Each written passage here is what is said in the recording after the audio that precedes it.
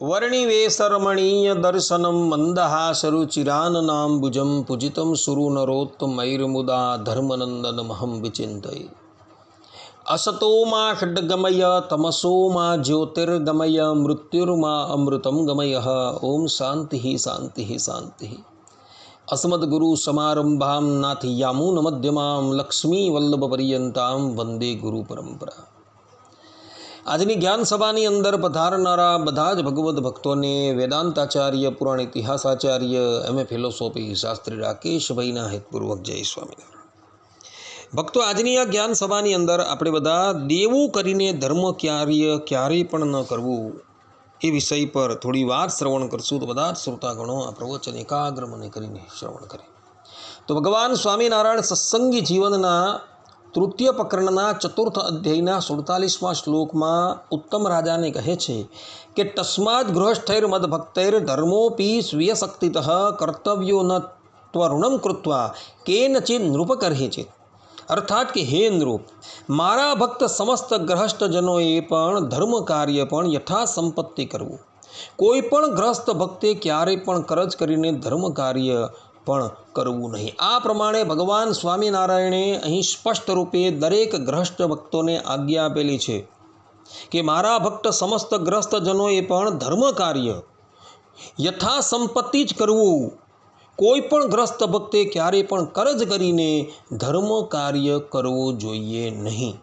કેટલાક મનુષ્યને બહુ ખોટી ટેવ હોય છે કે પોતાની પાસે ધન સંપત્તિ નથી, પોતાનું સામર્થ્ય નથી, છતાં પણ તેઓ મોટા મોટા ધર્મ કાર્ય કરવા માટે તૈયાર થતા હોય છે। તે લોકોએ ભગવાન સ્વામિનારાયણના આ વચન જે છે એ આત્મસાત કરવા યોગ્ય છે। મનુષ્ય પાસે જેટલી ધન સંપત્તિ છે અને જેટલું સામર્થ્ય છે એ જ પ્રમાણે એણે ધર્મની અંદર પ્રવૃત્ત થવાનું છે।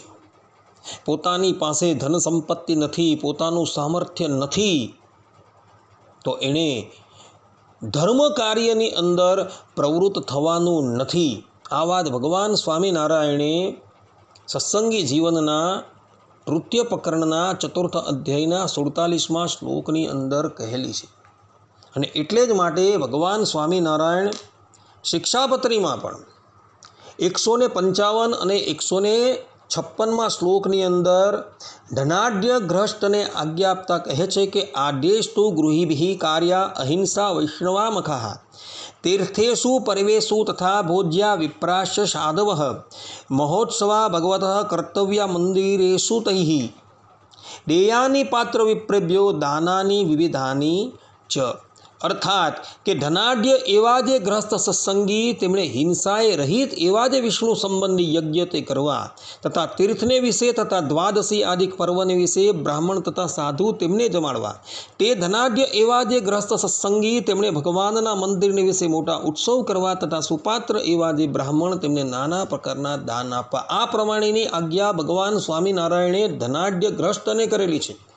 પરંતુ જે ગ્રસ્ત દરિદ્ર છે તેને આ પ્રમાણેની આજ્ઞા કરેલી નથી। એટલે જે ગ્રસ્ત દરિદ્ર છે તેણે પોતાની શક્તિ અને સામર્થ્યને જોઈને ધર્મ કાર્યમાં પ્રવૃત્ત થવાનું છે એવું ભગવાન સ્વામિનારાયણ સત્સંગી જીવનમાં તથા શિક્ષાપત્રીની અંદર કહી રહ્યા છે। તો આ વાત દરેક ગ્રહસ્થ આત્મસાત કરી દે અને પોતાની શક્તિ અને સામર્થ્ય પ્રમાણે જ ધર્મ કાર્યમાં પ્રવૃત્ત થાય।